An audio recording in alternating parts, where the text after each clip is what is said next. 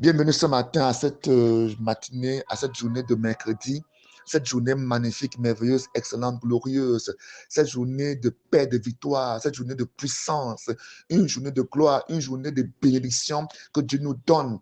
Nous te bénissons, Seigneur, pour ta grâce. Le fait que Dieu t'accorde la grâce de te lever ce matin est un bip, est un signe, est un signal, est une parole que Dieu te donne pour te dire que tu as une raison d'espérer. Le fait que tu te lèves ce matin montre que Dieu veut que tu réussisses, que Dieu veut que tu avances. Plusieurs sont couchés hier, mais n'ont pas pu se lever ce matin. Plusieurs sont couchés hier, mais ce matin sont sur les lits d'hôpitaux, sur les lits de malades, sont dans des morgues, sont, n'est-ce pas, dans des cimetières. Alors, mais toi, Dieu t'accorde la grâce de te lever de bon pied. Alors, tu dois te lever et dire à Dieu merci. Il faut comprendre que chaque matin, quand tu te lèves le matin, il faut dire à Dieu merci. Il faut manifester ta reconnaissance au Père parce que tu as levé, parce que tu as accordé de la grâce de te lever ce matin. Remercie le Seigneur parce qu'il est bon envers toi. Il est bon envers toi. S'ils sont morts, c'est pas parce qu'ils ont plus péché que toi. S'ils sont partis ce matin, c'est pas parce qu'ils ont plus péché que toi. Non. Ceux qui sont victimes de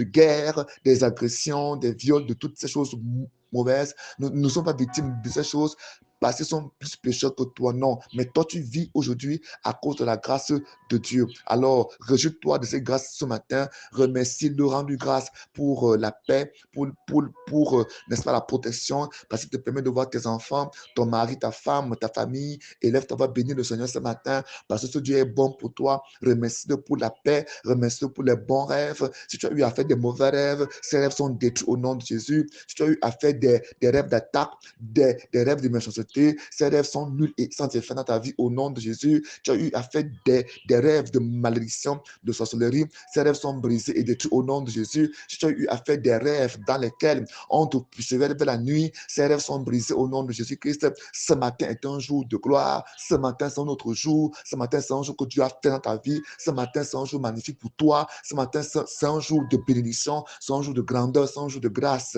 Sois béni ce matin au nom de Jésus-Christ. Ce matin, nous allons continuer notre étude sur le pardon. Et nous lirons Matthieu 18 à partir du verset 22. Et si Jésus-Christ, lorsqu'il voulait parler à Pierre, parce que Pierre lui avait demandé, si mon frère se rend coupable à mon égard, combien de fois devrais-je lui pardonner? Il ira jusqu'à 7 fois. Alors Jésus-Christ lui a dit, je ne te demande pas d'aller jusqu'à 7 fois, mais d'aller jusqu'à 70 fois 7. En effet, Jésus-Christ veut que nous demeurons dans le pardon. Il veut que nous pardonnons constamment. Et les gens à qui nous avons de la peine à pardonner sont les gens qui nous sont très proches, sont les gens que nous avons aimés, que sont les gens que nous avons acceptés. Parce que plus tu acceptes quelqu'un, plus tu aimes quelqu'un, et quand cette personne te fait du mal, tu as de la peine à lui pardonner. Et ça qui est bizarre, c'est ça qui est terrible. Voilà pourquoi il faudrait que dans le couple, dans le foyer, qu'il y ait le pardon. Entre le mari et la femme, qu'il y ait le pardon. C'est pas bon que vous dormiez sur un même lit et que vous dormez, n'est-ce pas, dans une attitude de colère, de haine, de rancune entre vous deux. Ce n'est pas bien. Quand vous le faites, ça ouvre une porte à l'ennemi, ça ouvre une porte au démon qui entre dans votre vie et commence à travailler dans votre cœur. Comment deux personnes qui s'aiment, n'est-ce pas, ne peuvent pas se pardonner. Il faudrait que vous compreniez que le pardon est la porte d'entrée de l'amour. Le pardon est la porte d'entrée de l'affection. Le pardon est la porte d'entrée de l'acceptation. Tu aimes ton époux, tu aimes ta femme, pas parce qu'elle est bien, pas parce qu'il est bien, mais tu l'aimes telle qu'elle est, avec ses bons côtés et ses mauvais côtés. Il ne faudrait pas que lorsque le mauvais côté vient, tu commences à, à la rejeter, à rejeter ces personnes. Oh, tu l'as aimé. La Bible dit ici que nous devons pardonner à ceux qui nous offensent. Donc, dès que quelqu'un t'offense directement, il est déjà candidat à ton pardon. La Bible dit, je répète, nous devons pardonner à ceux qui nous offensent. Donc, quand quelqu'un t'offense directement, tu dois le repositionner comme candidat pour le pardon dans ta vie. Quiconque t'offense, en tant que chrétien, quand on nous offense directement, ceux qui nous offensent doivent obtenir de nous notre pardon. Amen. Jésus-Christ, pour, n'est-ce pas, schématiser, pour, n'est-ce pas, montrer ça, il a donné une parabole à Pierre et à ses disciples. Il dit, en effet, il en est du royaume des cieux comme d'un roi qui voulut régler ses comptes avec ses serviteurs. Lorsqu'il commença à compter, on lui présenta un qui lui devait 60 millions de pièces d'argent. Comme comme ce serviteur n'avait pas de quoi payer ce qu'il lui devait, son maître donna l'ordre de le vendre comme esclave sa femme et ses enfants, ainsi que tous ses biens pour rembourser sa dette. Le serviteur se jeta alors aux pieds de son roi et se prosterna et le supplia et dit, sois patient envers moi, accorde-moi un délai, je te rembourserai tout.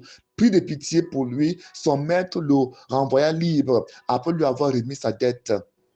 À peine sorti, ce serviteur rencontra un de ses compagnons de service qui lui devait 100 pièces d'argent. Il le saisit à la gorge en criant, paye-moi ce que tu me dois. Son compagnon se jeta donc à ses pieds et le supplia. Sois patient envers moi, lui dit-il. Accorde-moi un délai, je te rembourserai. Mais l'autre ne voulut rien entendre. Bien plus, il alla le faire jeter en, en, en prison en attendant qu'il ait payé tout ce qu'il lui avait, tout ce qu'il lui devait. D'autres compagnons de service, témoins de ce qui s'était passé, en furent profondément attristés et allèrent rapporter toute l'affaire à leur maître. Alors, celui-ci fit convoquer le serviteur qui avait agi de la sorte et dit, tu es vraiment odieux, lui dit-il, tout ce que tu me devais, toi, mon serviteur, je te l'avais remis parce que tu m'en avais supplié. Ne devais-tu pas, toi aussi, avoir de la pitié de ton compagnon comme j'ai eu pitié de toi? Et dans sa colère, son maître le livra au bourreau jusqu'à ce qu'il ait remboursé toute sa dette.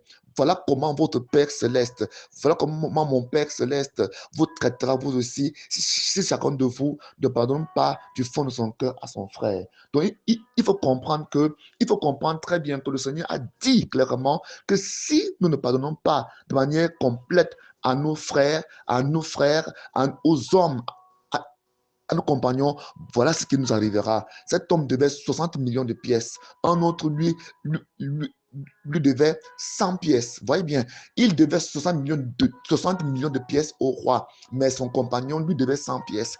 Et quand le roi lui remit les 60 millions de pièces, au lieu de faire la même chose à celui qui lui devait 100 pièces, il fit le contraire. Il le jeta en prison. Il le jeta en prison. Il le jeta en prison. Et il le jeta en prison. La Bible dit que quand on se comporte ainsi, c'est pas bon. Donc, pardonner, ça veut dire quoi? C'est remettre la dette. Donc, quand tu fais du mal, ça veut dire qu'il te doit. Donc, dans ton cœur, tu ressens dans ton cœur comme une dette. Il te doit, comme s'il a pris quelque chose de toi. C'est comme ça que Dieu présente la chose. Alors, tu dois lui remettre cette dette. Pardonner, c'est lui remettre cette dette. C'est lui remettre ses conseils, comme s'il ne t'a pas fait du mal, comme s'il ne t'a rien pris. Amen. Amen. Il faut toujours comprendre que ce que toi tu dois aux gens, ce que toi tu dois à Dieu, ce que toi tu dois à Dieu, le mal que tu as fait à Dieu est comme 60 millions de pièces. Et le mal que les hommes te font, c'est comme 100 pièces. Donc Dieu voit ça ainsi. Voilà comment Dieu voit ça. Donc si toi tu vois ça autrement, c'est pas bien. Dieu voit que le mal que tu te fais est énorme par rapport au mal que les hommes te font. Donc nous devons apprendre à pardonner. La Bible dit que si nous ne pardonnons pas, il faut bien comprendre que au verset 32, le roi dit, tu es vraiment odieux.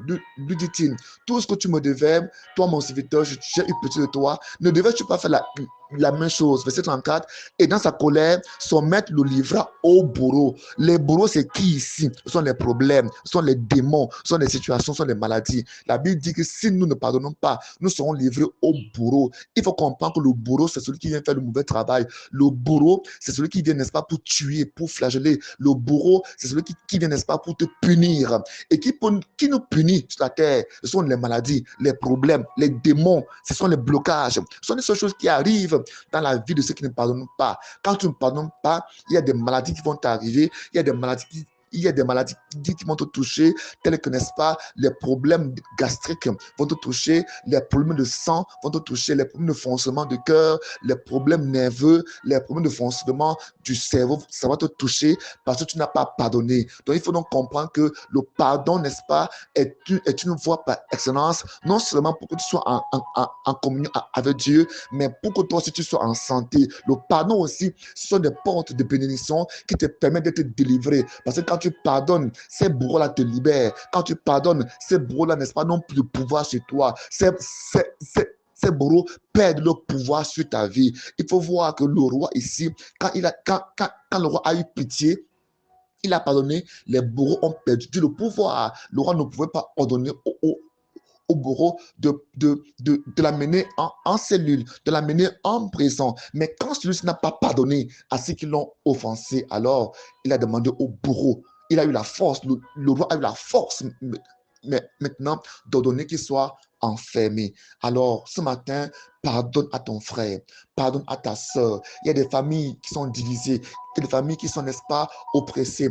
Il y a des familles qui vivent, n'est-ce pas, des divisions à cause du manque de pardon. Ce matin, pardonne à ton frère, pardonne à ta soeur. Lui, ça fait 10 ans, 20 ans, 30 ans que vous ne causez pas. Appelle et dis-lui bonjour, bénis cette personne. Ce matin, que Dieu vous bénisse. Pendant que vous le ferez, Dieu vous bénira au nom de Jésus. Pendant que vous ferez le premier pas, Dieu vous bénira au nom de Jésus. Pendant que vous ferez le premier pas vers cette personne, pour l'appeler, pour la bénir, pour lui dire bonjour. Dieu vous bénira au nom de Jésus-Christ de Nazareth. Que Dieu vous bénisse. Je suis l'apôtre Bétien Blais. Mon contact appel WhatsApp est le plus 237 699 97 82 47. Que Dieu vous bénisse.